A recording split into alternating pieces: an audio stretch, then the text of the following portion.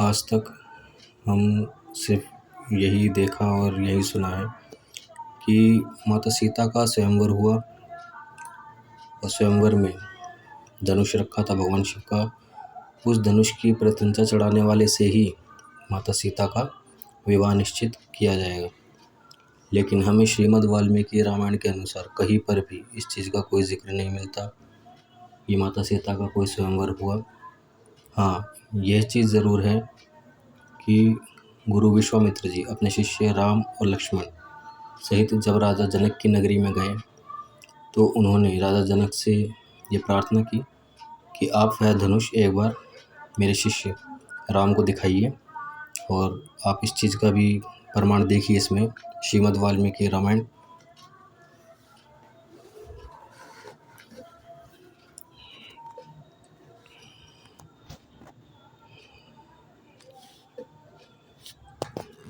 यह देखिए,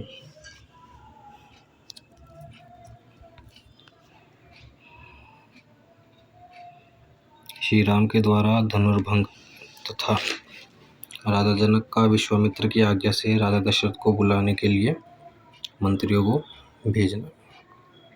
जनक की यह बात सुनकर महामुनि विश्वामित्र बोले, राजन, आप श्री राम को अपना धनुष दिखाइए। तब राजा जनक ने मंत्रियों को आज्ञा दी, चंदन और मालाओं से शोभित वह दिव्य धनुष यहाँ ले आओ। राजा जनक की आज्ञा पाकर वह अमित तेजस्वी मंत्री नगर में गए और उस धनुष को आगे करके पुरी से बाहर निकले। वह धनुष 8 पहियों वाली लोहे की बहुत बड़ी संदूक में रखा गया था। उसे मोटे ताजे 5000 महामनस्वी वीर किसी तरह ढेल कर वहां तक ला सके। लोहे की वह संदूक जिसमें धनुष रखा गया था लाकर उन मंत्रियों ने देवोपम राजा जनक से कहा, राजन मिथिलापति राजेंद्र, यह समस्त राजाओं द्वारा सम्मानित श्रेष्ठ धनुष है। यदि आप इन दोनों राजकुमारों को खाना चाहते हैं तो दिखाइए। उनकी बात सुनकर राजा जनक ने हाथ जोड़कर महात्मा विश्वामित्र तथा दोनों भाई श्री राम और लक्ष्मण से कहा, ब्राह्मण, यही वह श्रेष्ठ धनुष है जिसका जनकवंशी नरेशों ने सदा ही पूजन किया है तथा जो इसे उठाने में समर्थ न हो सके, उन महापराक्रमी नरेशों ने भी इसका पूर्व काल में सम्मान किया है। इसे समस्त देवता, असुर, राक्षस, गंधर्व, बड़े बड़े यक्ष, किन्नर और महानाग भी नहीं चढ़ा सके। फिर इस धनुष को खींचने, चढ़ाने, इस पर बाण संधान करने, इसकी प्रत्यंचा पर टंकार देने तथा इसे उठाकर इधर उधर हिलाने में मनुष्य की कहाँ शक्ति है। मुनिप्रवर, श्रेष्ठ धनुष यहाँ लाया गया है। महाभाग, आप इसे इन दोनों राजकुमारों को दिखाइए। श्री राम सहित विश्वामित्र ने जनक का यह कथन सुनकर रघुनंदन से कहा, वत्स राम, इस धनुष को देखो। महर्षि की आज्ञा से श्री राम ने जिसमें वह धनुष था उस संदूक को खोलकर उस धनुष को देखा और कहा,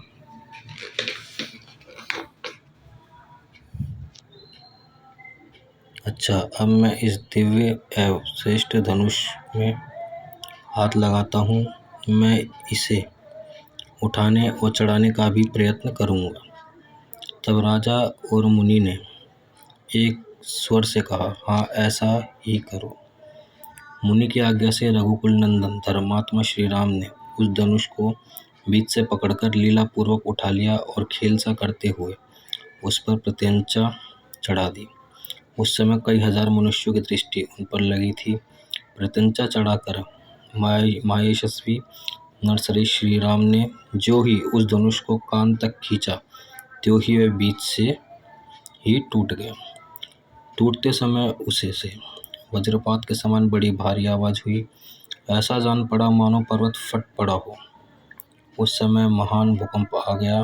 मुनिवर विश्वामित्र, राजा जनक तथा रघुकुल भूषण दोनों भाई श्री राम और लक्ष्मण को छोड़कर श्रेष्ठ जितने लोग वहां खड़े थे वह सब धनुष टूटने के उस भयंकर शब्द से मूर्छित होकर गिर पड़े।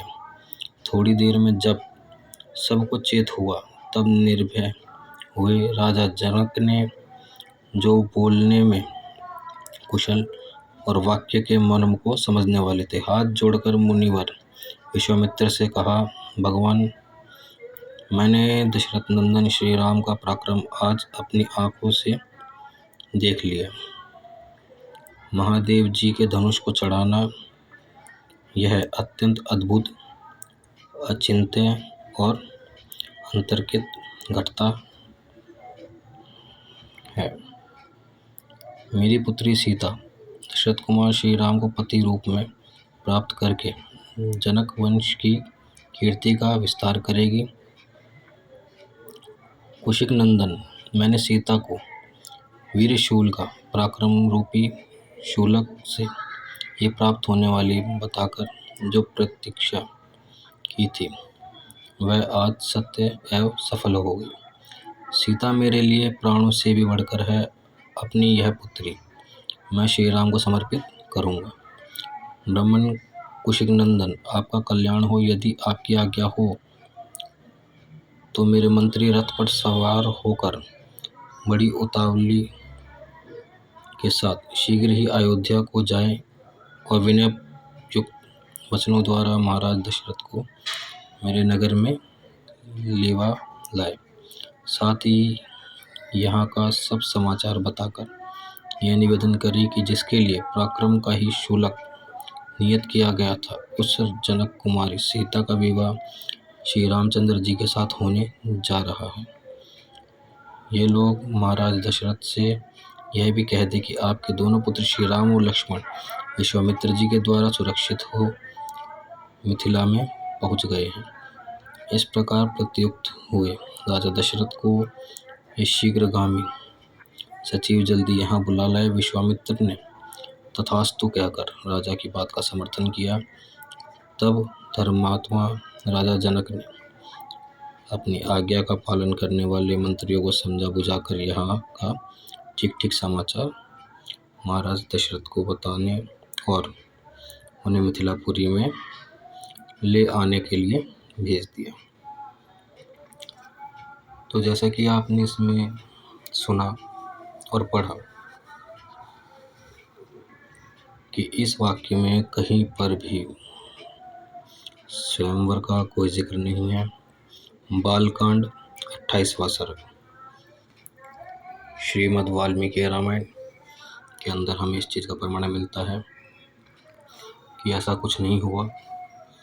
श्री राम जी को वह धनुष दिखाया गया और श्री राम जी ने खेल खेल में ही उस धनुष की प्रत्यंचा चढ़ाते समय और वह धनुष गलती से टूट गया।